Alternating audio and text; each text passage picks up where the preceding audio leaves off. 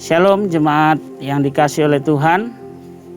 Berjumpa lagi di dalam CK7 Online Bible Study pada malam hari ini.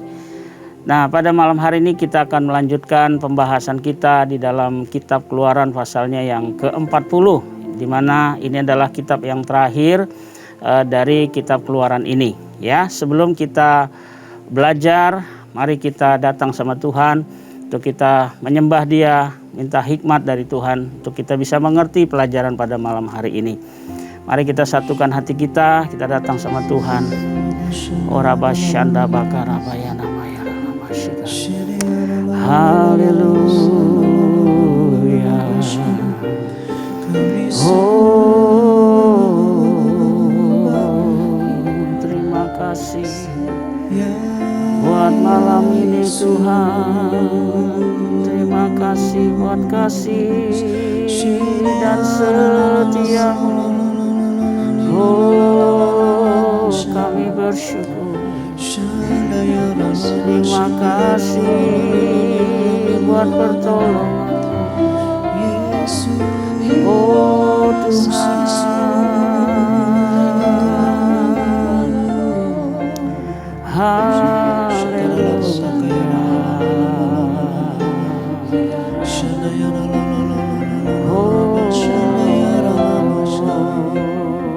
mari kita datang ke hadirat Tuhan. Mari semua menyembah Tuhan. Haleluya. Rabasyanda pakarabaya namasyika.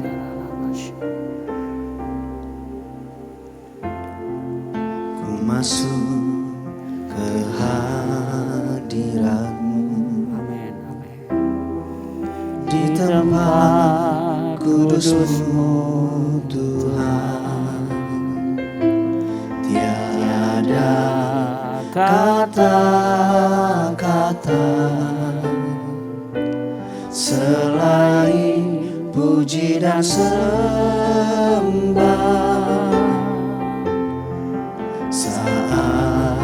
Saat ini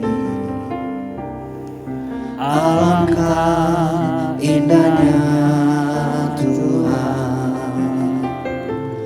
bersamamu selalu memuji dan menyembah-Mu.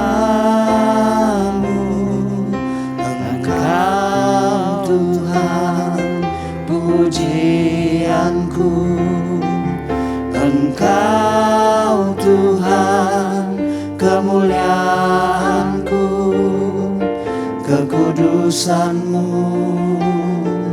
penuhi tempat ini.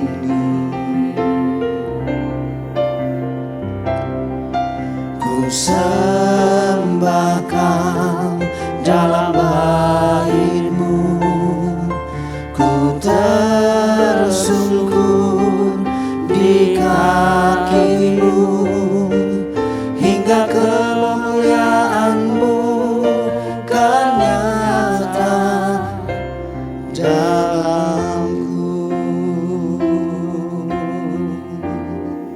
Mari sekali lagi katakan, ku masuk ke hadirat-Mu. Ku masuk ke hadirat-Mu, di tempat kudus-Mu Tuhan, tiada kata-kata selain puji dan sembah.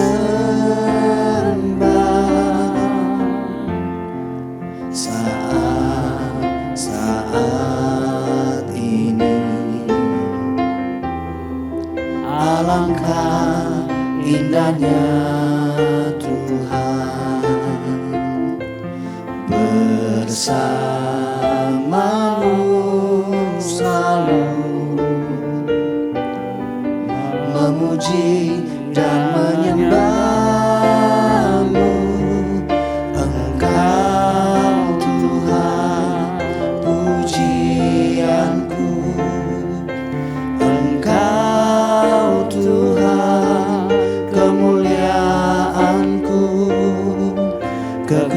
kekudusan-Mu penuhi tempat ini. Ku sembah Kau dalam bait-Mu, ku tersungkur di kaki-Mu, hingga kemuliaan-Mu kan nyata dalamku.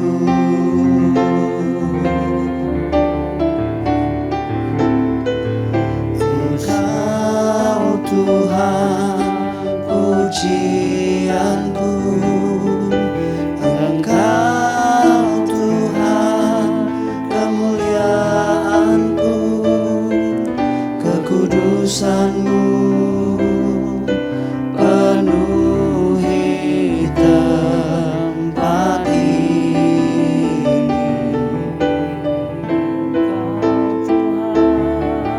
Ku sembah Kau dalam bait-Mu, ku tersungkur di kaki-Mu, hingga kemuliaan-Mu kan nyata dalamku.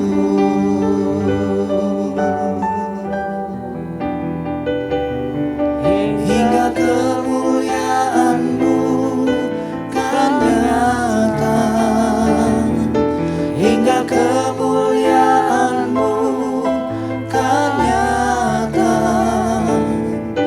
hingga kemuliaan-Mu kan nyata dalamku. Mari sembah Dia.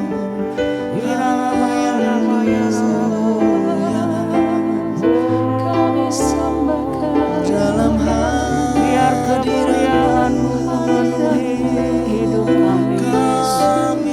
Biar kemuliaan-Mu mengubah hidup kami, menjamah kami Tuhan. Syukaralah bayana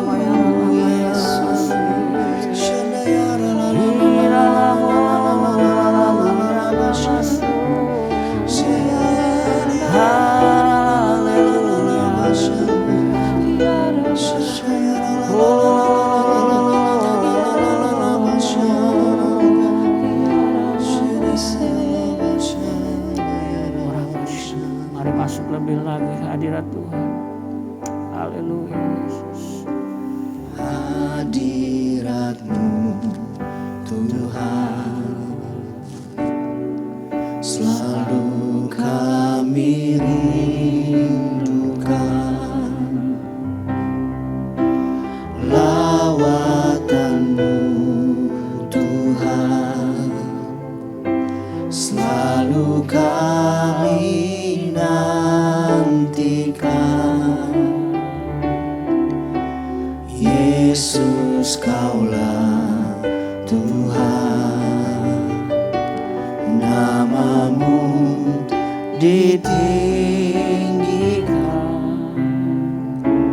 di atas pujian. Kau bersemayam, kami menyembah-Mu Tuhan.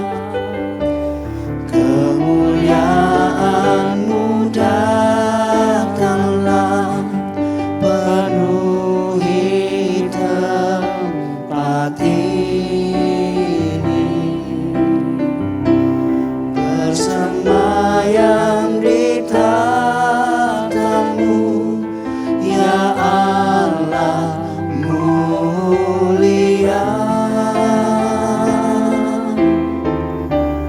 Kerajaan-Mu datanglah di bumi seperti di surga. Lawatlah Tuhan, kami rindukan.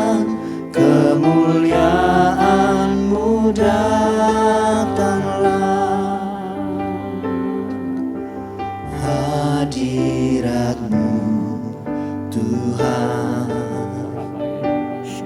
Selalu kami rindukan lawatan-Mu Tuhan.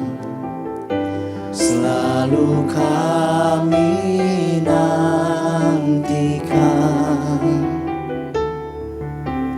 Yesus Kaulah Tuhan. Nama-Mu ditinggikan di atas pujian, Kau bersemayam, kami menyembah-Mu Tuhan. Kemuliaan-Mu datanglah, penuhi tempat ini.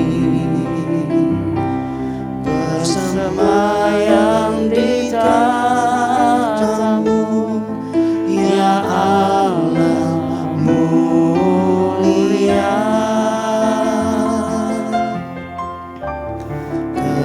Kerajaan-Mu datanglah di bumi seperti di surga.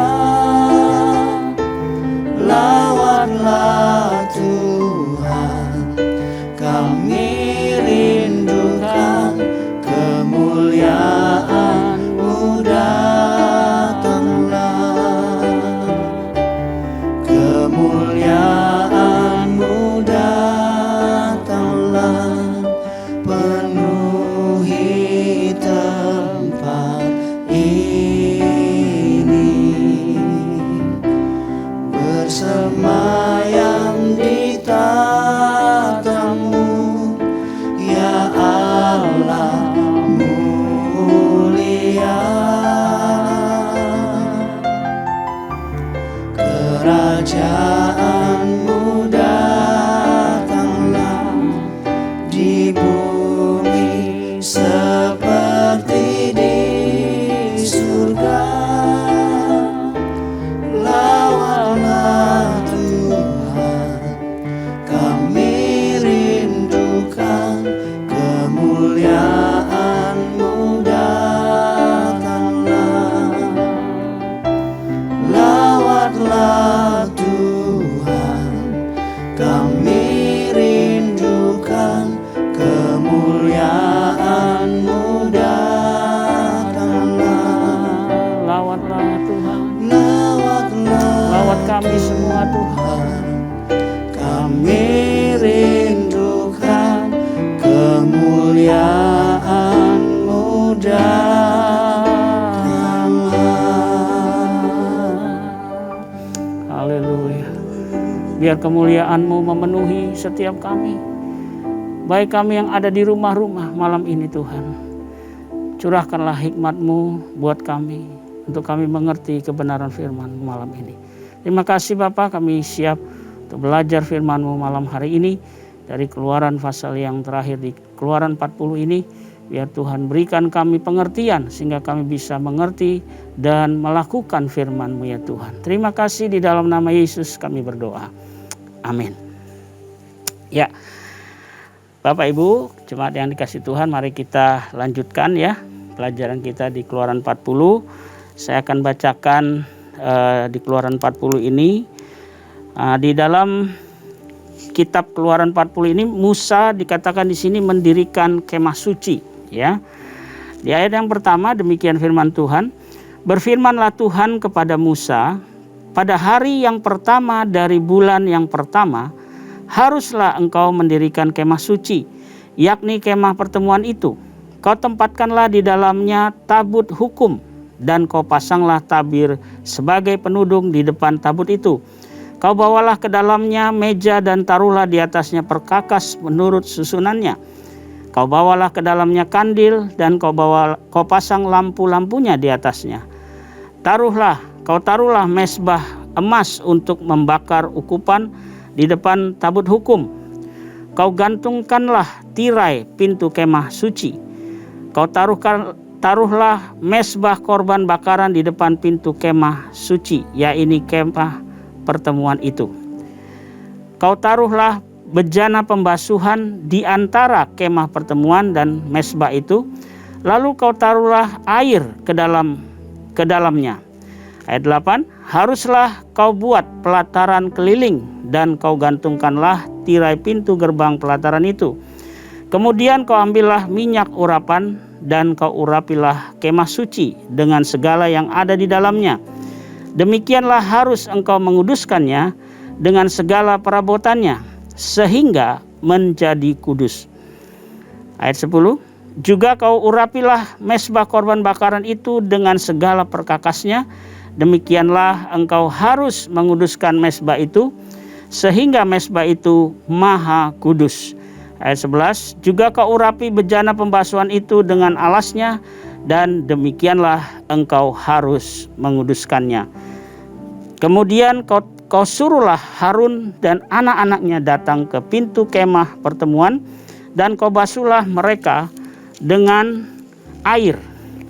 Kau kenakanlah pakaian yang kudus kepada Harun, kau urapi dan kau kuduskanlah dia supaya ia memegang jabatan imam bagiku. Juga anak-anaknya kau suruhlah mendekat dan kau kenakan kemeja kepada mereka. Urapilah mereka seperti engkau mengurapi ayah mereka, supaya mereka memegang jabatan imam bagiku. Dan ini terjadi supaya berdasarkan pengurapan itu mereka memegang jabatan imam untuk selama-lamanya turun-temurun. Dan Musa melakukan semuanya itu tepat seperti yang diperintahkan Tuhan kepadanya, demikianlah dilakukannya. Dan terjadilah dalam bulan yang pertama tahun yang kedua pada tanggal 1 bulan itu, maka didirikanlah kemah suci. Musa mendirikan kemah suci itu, dipasangnyalah alas-alasnya, ditaruhnya papan-papannya, dipasangnya kayu-kayu lintangnya, dan didirikannya tiang-tiangnya. Dikembangkannyalah atap kemah yang menudungi kemah suci, dan diletakannyalah tudung kemah di atasnya seperti yang diperintahkan Tuhan kepada Musa. Diambilnyalah loh hukum Allah dan ditaruhnya ke dalam tabut. Dikenakannyalah kayu pengusung pada tabut itu, dan diletakkannya tutup pendamaian di atas tabut itu. Dibawanyalah tabut itu ke dalam kemah suci, digantungkannyalah tabir penudung dan dipasangnya sebagai penudung di depan tabut hukum Allah, seperti yang diperintahkan Tuhan kepada Musa. Ditaruhnyalah meja di dalam kemah pertemuan pada sisi kemah suci sebelah utara, dan di depan tabir itu, dan diletakannyalah di atasnya roti sajian menurut susunannya di hadapan Tuhan, seperti yang diperintahkan Tuhan kepada Musa. Ditempatkannyalah kandil di dalam kemah pertemuan berhadapan dengan meja itu pada sisi kemah suci sebelah selatan. Dipasangnyalah lampu-lampu di atasnya di hadapan Tuhan, seperti yang diperintahkan Tuhan kepada Musa. Ditempatkannyalah mezbah emas di dalam kemah pertemuan di depan tabir itu.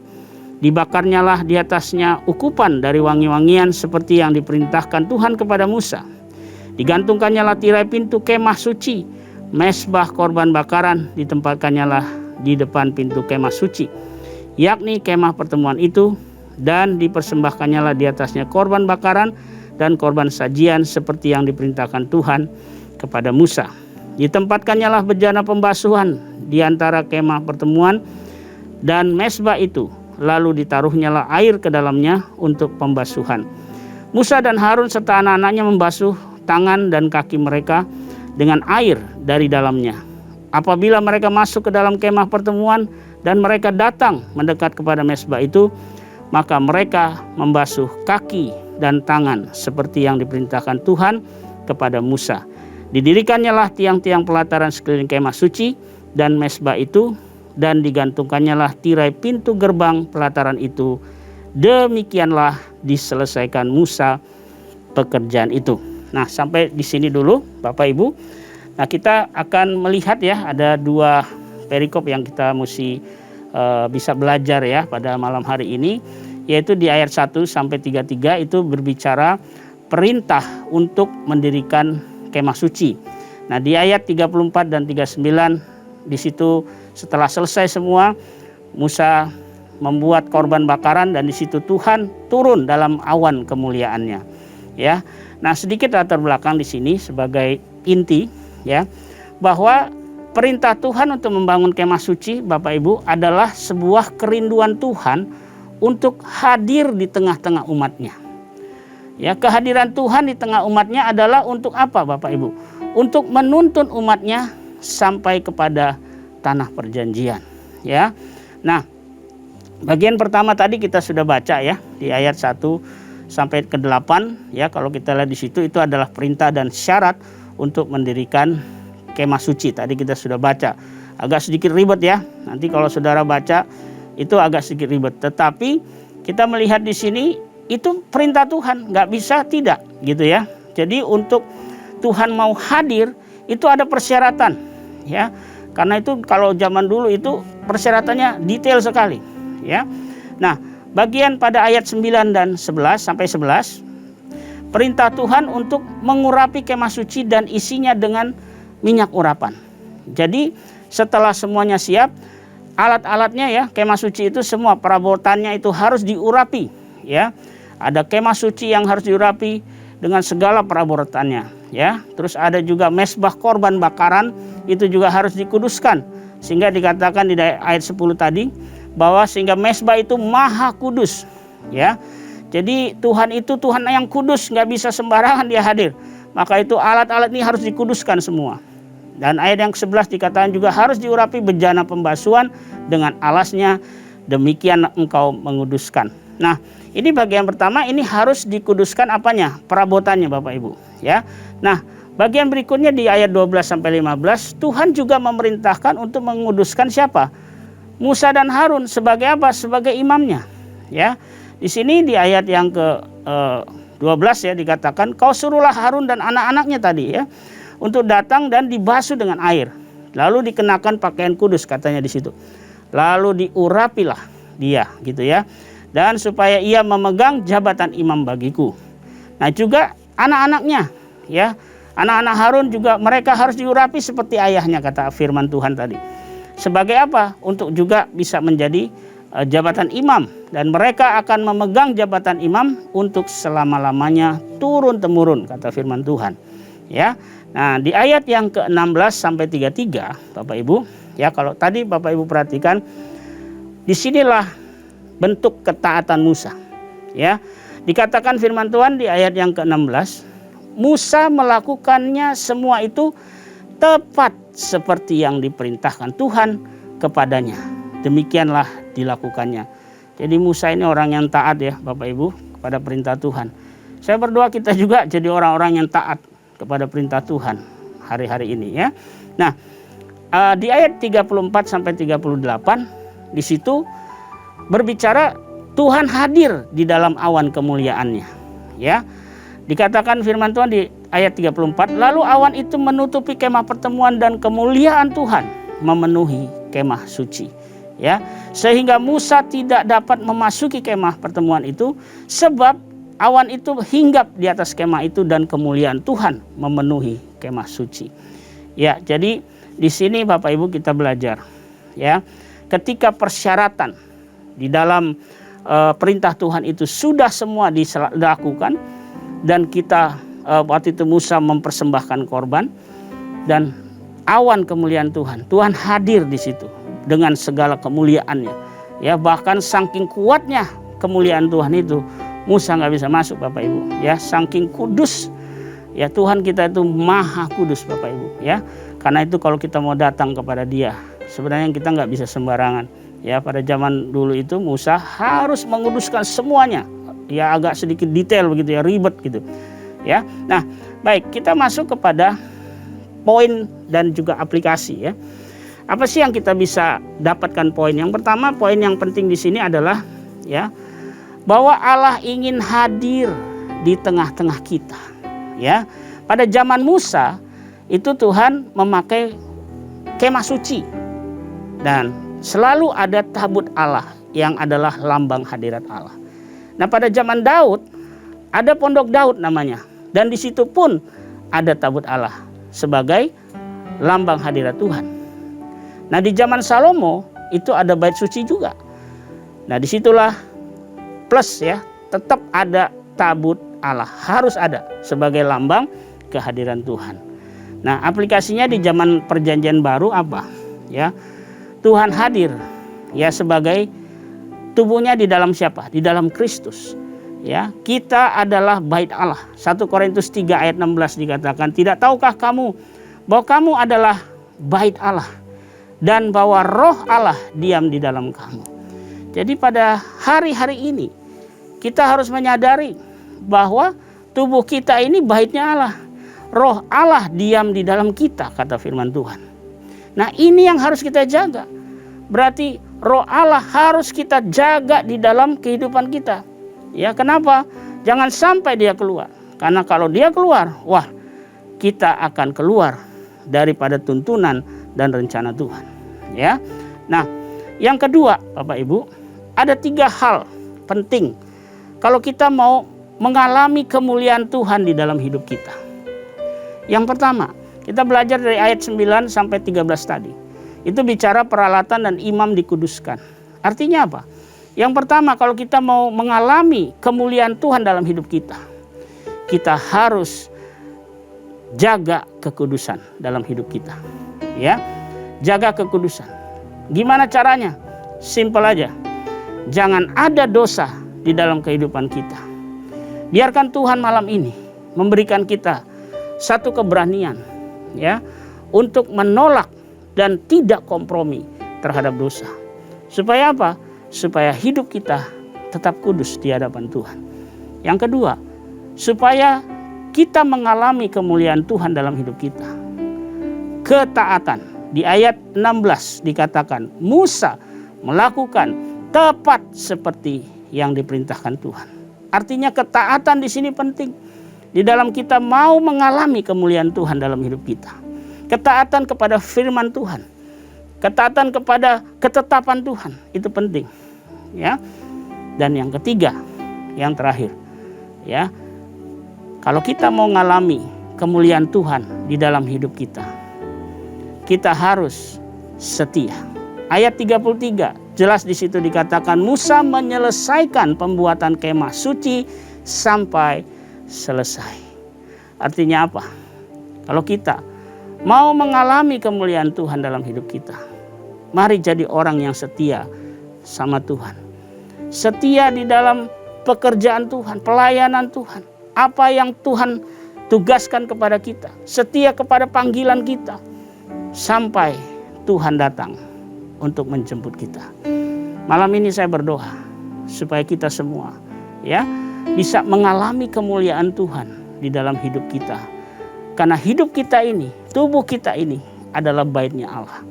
Biar kita semua mengalami yang namanya kemuliaan Tuhan di dalam hidup kita. Ya, baik. Mari kita berdoa ya. Saya mau berdoa buat kita semua malam hari ini. Horabashanda bakarabayana masikiribiarabashanda. Bapa, terima kasih buat pelajaran malam hari ini di dalam Keluaran 40, di mana ini adalah pasal terakhir dari kitab Keluaran. Aku berdoa Tuhan, biarlah Kau melawat setiap kami di rumah-rumah, jemaat-Mu yang Kau kasihi. Biar kami semua dijamah oleh Tuhan melalui pembacaan firman malam hari ini. Aku berdoa biar kami semua malam hari ini di rumah-rumah dimanapun kami berada, kami mengalami kemuliaan Tuhan di dalam hidup kami. Terima kasih Bapa, berikan kami untuk mampu untuk menjaga kekudusan di dalam kehidupan kami. Kami punya keberanian, keputusan untuk menolak dan tidak kompromi terhadap dosa. Kami juga diberikan ketaatan oleh Tuhan untuk mentaati setiap perintah-Mu ya Tuhan. Dan kami juga diberikan hati untuk mau setia kepada Tuhan sampai panggilan, tugas yang Tuhan berikan kepada kami selesaikan dengan sempurna.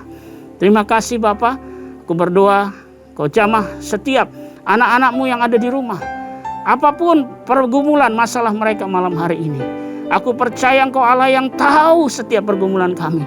Dan Engkau Allah yang bertindak di dalam setiap pergumulan kami. Dan Engkau menolong kami, Engkau memulihkan kami, Engkau menyembuhkan kami semua malam hari ini. Di dalam nama Tuhan Yesus.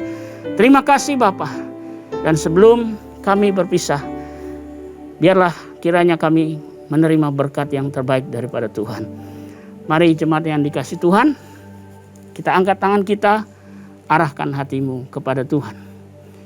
Jemaat yang dikasih oleh Tuhan, pulanglah dan terimalah berkat yang berlimpah-limpah dari Allah Bapa kita. Kasih karunia di dalam anaknya yang tunggal, Tuhan kita Yesus Kristus. Dan persekutuan yang manis dengan Roh Kudus menyertai kita semua. Mulai saat ini sampai Maranatha. Tuhan Yesus datang menjemput kita semua di awan-awan yang permai. Bahkan untuk selama-lamanya. Kita semua yang percaya dan diberkati Tuhan. Bersama-sama katakan amin. Selamat malam, selamat beristirahat. Tuhan memberkati kita semua.